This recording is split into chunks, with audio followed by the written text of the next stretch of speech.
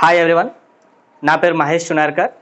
ప్రపంచంలోనే జనాభా ఎక్కువ కలిగినటువంటి దేశాలలో భారతదేశం ఒకటి. అందులో యువత ఎక్కువ ఉన్నటువంటి దేశాలలో కూడా రెండవ దేశం భారతదేశం ఒకటి. ఈ యువత ఎక్కువ ఉన్నటువంటి దేశాలలో యువతలో శక్తి సామర్థ్యాలు ఎక్కువ ఉంటాయి. యువతలో ఉన్నటువంటి శక్తి సామర్థ్యాలను సరిగా వినియోగించకపోవడం వల్ల దేశం అభివృద్ధి చెందడం లేదు.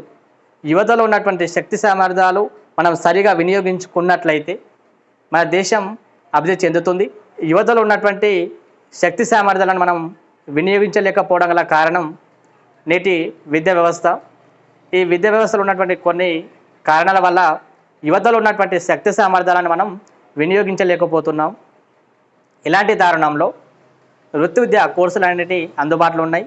ఈ వృత్తి విద్యా కోర్సులు అంటే మనం ఏదైతే పని చేస్తా అని అనుకుంటున్నామో ఆ చేసే పని గురించి మనం విద్యగా నేర్చుకున్న తర్వాత మనం ఉద్యోగం చేయడానికి మనకు అవకాశం ఉంటుంది.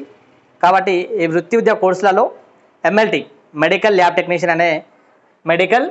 టెక్నీషియన్ అనే కోర్స్ ఒకటి మనకు అందుబాటులో ఉంది. ఈ కోర్స్ చేయాలంటే 10వ తరగతి చదువుకున్న వాళ్ళు మాత్రమే ఈ కోర్స్ చేయడానికి ఎలిజిబుల్ ఉంటుంది. ఈ 10వ తరగతి అయిన తర్వాత జనరల్ ఇంటర్మీడియట్ కోర్సెస్ చేయవచ్చు, మరియు వొకేషనల్ ఇంటర్మీడియట్ కోర్సెస్ కూడా చేయవచ్చు. అదే జనరల్ ఇంటర్మీడియట్లో ఉన్నటువంటి courses MPC, BiPC, CEC, MEC, HEC ఇవి జనరల్ ఇంటర్మీడియట్లో ఉన్నటువంటి కోర్సెస్. వొకేషనల్లో వృత్తి విద్యలో ఉన్నటువంటి కోర్సులో ఎంఎల్టీ, ఎంపీడబ్ల్యూ, సిపిఎం, డైరీ, ఈటీ ఇవి వృత్తి విద్యకు సంబంధించిన కోర్సులు. ఈ ఎంఎల్టీ అనే కోర్సు మనకు 2 సంవత్సరాలు ఉంటుంది. ఈ కోర్సు అనేది మనకు Telugu medium and English medium. MLT 2 సంవత్సరాల కోర్సులో తెలుగు మీడియం ఉంటుంది, ఇంగ్లీష్ మీడియం ఉంటుంది. ఈ 2 సంవత్సరాల కోర్సులో ఫస్ట్ ఇయర్లో మనకు 5 సబ్జెక్ట్స్ ఉంటాయి. ఈ 5 సబ్జెక్ట్స్లలో మనకు ఇంగ్లీష్, జిఎఫ్సి అంటే జనరల్ ఫౌండేషన్ కోర్సు ఉంటుంది.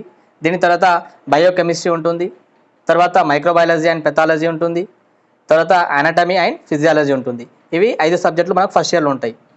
సెకండ్ ఇయర్లో వచ్చేసి English, general foundation course, biochemistry, microbiology and pathology ఇవి మనకు సెకండ్ ఇయర్లో 5 సబ్జెక్ట్స్ ఉంటాయి.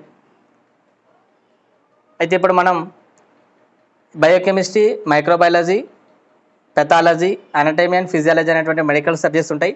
ఫస్ట్ వచ్చేసి ఇంగ్లీష్. ఈ ఇంగ్లీష్ అనేది సిలబస్ దాదాపుగా జనరల్ ఇంగ్లీష్ లా మాదిరిగానే ఉంటుంది. కానీ ఈ వొకేషనల్లో ఉన్నటువంటి ఇంగ్లీష్ సబ్జెక్ట్లో కొంత సిలబస్ తగ్గించి ఉంటుంది.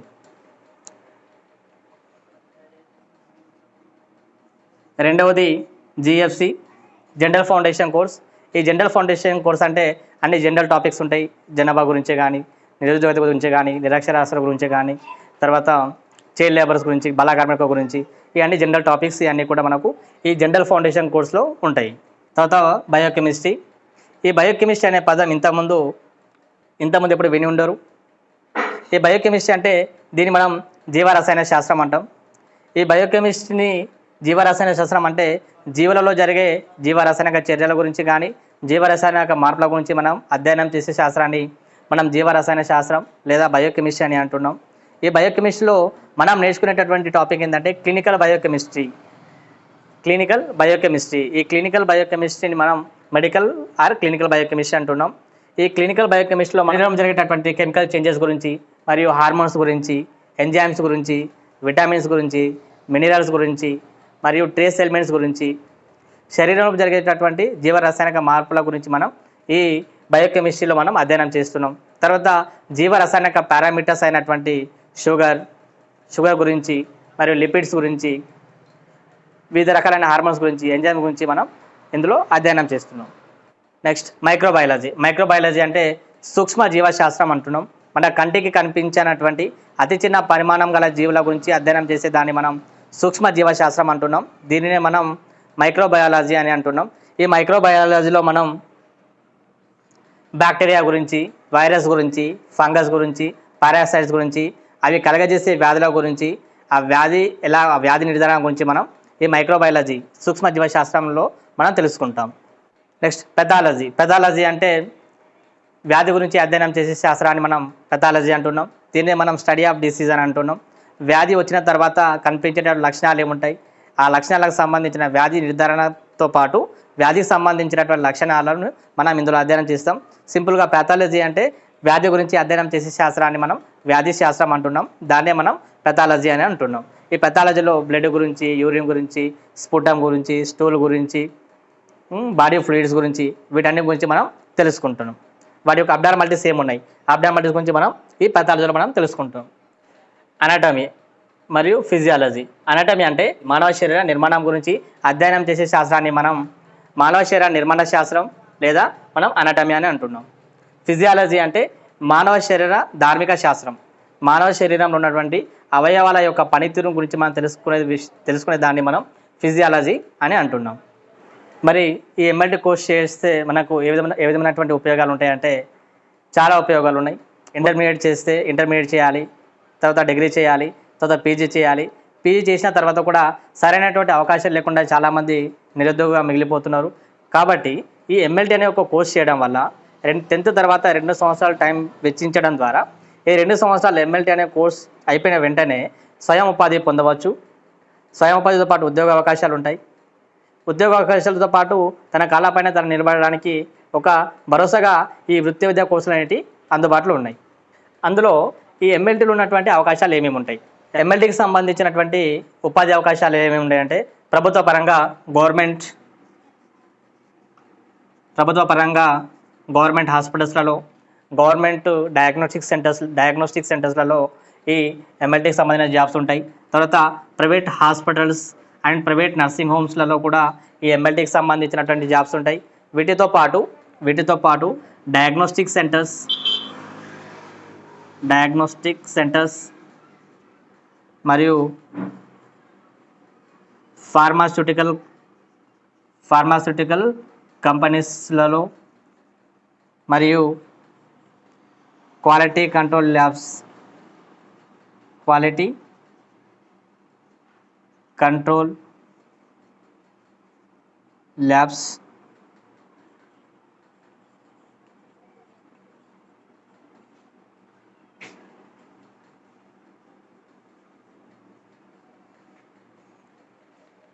ఎంఎల్టీ అయిన తర్వాత ప్రభుత్వ పరంగా ఉద్యోగ అవకాశాలు ఉంటాయి, ప్రైవేటు పరంగా ఉద్యోగ అవకాశాలు ఉంటాయి. తర్వాత డయాగ్నోస్టిక్ సర్వీస్ ల్యాబ్స్లలో ఉద్యోగ అవకాశాలు ఉంటాయి. తర్వాత ఫార్మాస్యూటికల్ కంపెనీలో ఉద్యోగ అవకాశాలు ఉంటాయి. మరియు క్వాలిటీ కంట్రోల్ ల్యాబ్స్లో ఉద్యోగ అవకాశాలు ఉంటాయి. రీసెర్చ్ సెంటర్స్లో ఉంటాయి. వీటితో పాటు స్వయంగా ల్యాబ్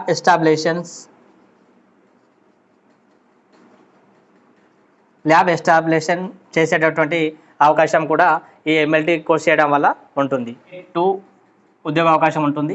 దీంట్లో బేసిక్ శాలరీ వచ్చేసి మనకు 35,000 ప్లస్ ఉంటుంది.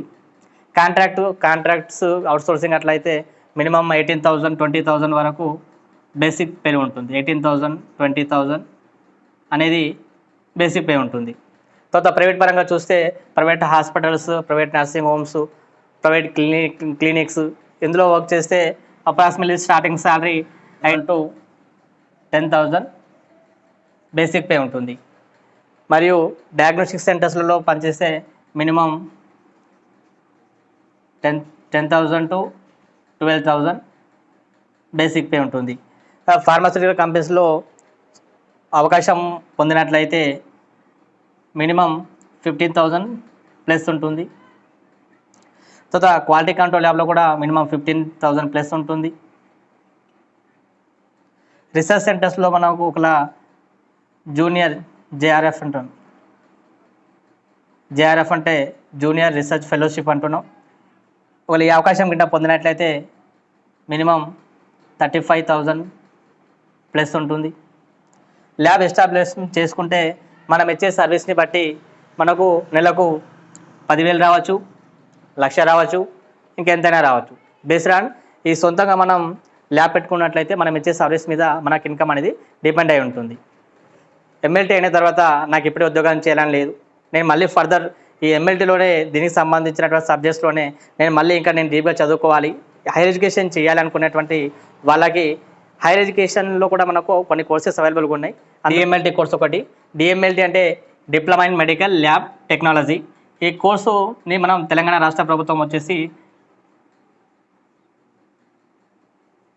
టీఎస్పీఎంబీ అనే board, Telangana state paramedical board ఆధ్వర్యంలో దీని యొక్క అడ్మిషన్స్ నిర్వహించబడతాయి. ఈ డిఎంఎల్టీ అనేటువంటి కోర్సు మనకు 2 సంవత్సరాల కోర్సు ఉంటుంది. ఎమ్మెల్టీ అయిన తర్వాత ఎమ్మెల్టీ ఎవరైతే కంప్లీట్ సక్సెస్ పాస్ అవుతారో ఆ పాస్ అయినటువంటి విద్యార్థులు డిఎంఎల్టీ చేయొచ్చు. లేదా అదే ఎమ్మెల్టీ అయినటువంటి తర్వాత బిఎస్ఎంఎల్టీ కోర్స్, బిఎస్సి కోర్స్ కూడా మనకు అందుబాటులో ఉంటుంది. ఈ బిఎస్సిఎంఎల్టీ కోర్సు అనేది మనకు KNR university, Kaloji Narayana Rao university అనేది ఈ బిఎస్ఎంఎల్టీ కోర్సుని ఆఫర్ చేస్తుంది. ఈ కాళోజీ నారాయణరావు యూనివర్సిటీ ఆధ్వర్యంలో ప్రభుత్వ కాలేజీలు ఉన్నాయి, ప్రైవేట్ కాలేజీలు ఉన్నాయి. తర్వాత ఎంఎస్సి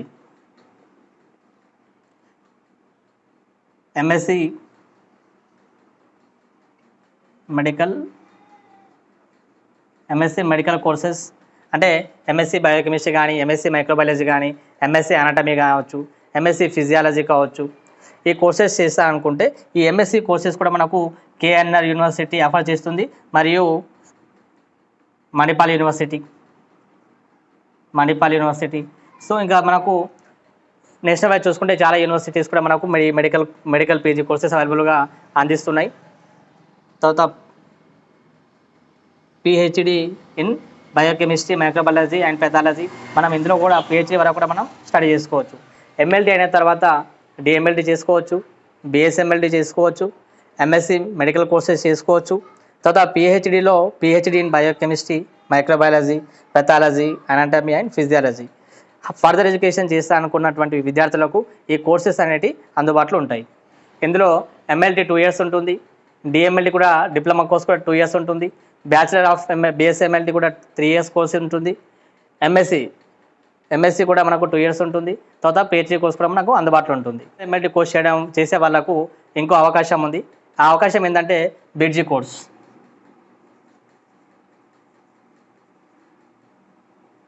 బ్రిడ్జి కోర్స్ అంటే ఎంఎల్టీ అనేది 2 years కోర్స్. ఈ 2 years కోర్స్లోనే ఎంఎల్టీ ప్లస్ బైపీసీ, ఈ 2 సంవత్సరాల్లోనే ఎంఎల్టీతో పాటు బైపీసీ నేర్చుకునేటటువంటి అవకాశం ఈ వొకేషనల్ కోర్సెస్లో అందుబాటులో ఉంటుంది. ఈ ఎంఎల్టీ ప్లస్ బైపీసీ చేసినటువంటి స్టూడెంట్స్ బైపీసీ ద్వారా ఉన్నటువంటి ఏ అవకాశం అయినా కూడా, అంటే ఎలాంటి ఫర్దర్ ఎడ్యుకేషన్ ఉన్నా, ఎలాంటి బైపీసీ తోటి ఉన్నటువంటి ఏదైతే అవకాశాలు ఉంటాయో ఆ ప్రతి ఒక్క అవకాశాన్ని కూడా ఈ బ్రిడ్జి కోర్స్ ద్వారా ఎంఎల్టీ ప్లస్ బైపీసీ చేసిన ప్రతి ఒక్కరికి కూడా మనకు ఎలిజిబిలిటీస్ ఉంటాయి. ఎంఎల్టీ చేసేవారు MLT plus BiPC course, bridge course చేయడం వల్ల ఎంఎల్టీ ఉద్యోగపరంగా వెళ్ళవచ్చు, జాబ్స్ పరంగా వెళ్ళవచ్చు, ఫర్దర్ హైయర్ ఎడ్యుకేషన్ పరంగా కూడా వెళ్ళవచ్చు. యాజ్ వెల్ యాజ్ బైపీసీ ఉండడం వల్ల కూడా బైపీసీ ద్వారా ఉన్నటువంటి అవకాశాలు, అంటే ఎగ్జాంపుల్గా ఫర్దర్ ఎడ్యుకేషన్ చేస్తానుకున్నా కూడా ఎంసెట్ కావచ్చు, నీట్ కావచ్చు, అగ్రిసెట్ కావచ్చు, బైపీసీ ద్వారా ఉన్నటువంటి ఏదైతే అవకాశాలు ఉంటాయో, విద్యా ఉద్యోగ ఉపాధి అవకాశాలు ఏవైతే ఉంటాయో ఆ ప్రతి ఒక్క అవకాశాలు కూడా మనం ఈ MLT plus BiPC, bridge course BiPC చేసుకోవడం వల్ల మనకు 2 విధాలుగా కూడా మనకు బాగా యూజ్ అవుతుంది. ఈ ఎంఎల్టీ కోర్స్ తోటి ఉన్నటువంటి మనకు అడ్వాంటేజెస్ ఏంటంటే ఈ 2 years ఎంఎల్టీ అయిన తర్వాత మనం సొంతంగా జాబ్ చేసుకోవడానికి అవకాశం ఉంటుంది, సొంతంగా మనం స్వయం ఉపాధి పొందడానికి అవకాశం ఉంటుంది. ఈ 2 years కోర్సులోనే మనం మన కాళ్ళపైన మనం నిలబడేటటువంటి అవకాశం ఉంటుంది. కాబట్టి నా దృష్టిలో ఎంఎల్టీ తీసుకోవడం అనేది ఒక మంచి నిర్ణయం అని నేను అనుకుంటున్నా. ఎందుకు అంటే ఇప్పుడు మిగతా కోర్సెస్ చాలా ఉన్నాయి. మిగతా కోర్సెస్ అంటే ఇప్పుడు జనరల్గా ఇంటర్మీడియట్ చేయాలి, డిగ్రీ చేయాలి, పీజీ చేయాలి, తర్వాత మళ్ళీ ఏ ఉపాధి అవకాశం లేదు, మళ్ళీ పీజీ సర్టిఫికేట్ బయటికి తీసుకొచ్చిన తర్వాత కూడా మనకి ఏ జాబ్ చేస్తున్నా కూడా దానికి సంబంధించినటువంటి జాబ్స్ లేకుండా చాలామంది మనకు ఉన్నారు. కాబట్టి వాటితో పోల్చుకుంటే ఈ ఎంఎల్టీ 10th తర్వాత 2 సంవత్సరాల ఎంఎల్టీ కోర్స్ చేయడం వల్ల వాళ్ళకు కంపల్సరీ ఇప్పుడు ప్రైవేట్ హాస్పిటల్స్ ఎన్నో ఉంటాయి, గవర్నమెంట్ హాస్పిటల్స్ ఉంటాయి, తర్వాత ఓన్ డయాగ్నోస్టిక్ సెంటర్స్ ఉంటాయి. తర్వాత లేదు ఎక్కడ జాబ్ దొరకట్లేదు, ఎలాంటి అవకాశం రాలేదు అంటే సొంతంగా మనం ల్యాబ్స్ కూడా మనం పెట్టుకోవడానికి, మనకు ల్యాబ్స్ పెట్టుకొని కూడా మనం జీవనోపాధి పొందడానికి అవకాశం ఉంటుంది. కాబట్టి ఈ ఎంఎల్టీ అనేది ఒక మంచి కోర్స్ అని నేను భావిస్తున్నా. ఈ ఎంఎల్టీ కోర్సు చేసేవారిలో ఎవరికైతే వాళ్ళకు పరిశోధన విభాగంలో వెళ్ళాలి, నాకు రీసెర్చ్ చేయాలి, నాకు ప్రాక్టికల్స్ నాలెడ్జ్ కావాలి, నాకు సైన్స్ పరంగా ఎవరికైతే ఇష్టం ఉంది అని అనుకుంటారో వాళ్ళకు ఎంఎల్టీ అనేది మంచి సబ్జెక్టు. ఈ ఎంఎల్టీ ద్వారా మన సబ్జెక్ట్ని, మన నాలెడ్జ్ మనం పెంచుకోవచ్చు. మళ్ళీ ఇంకో కోర్స్ తోటి మళ్ళీ నెక్స్ట్ టైం కలుద్దాం. బాయ్.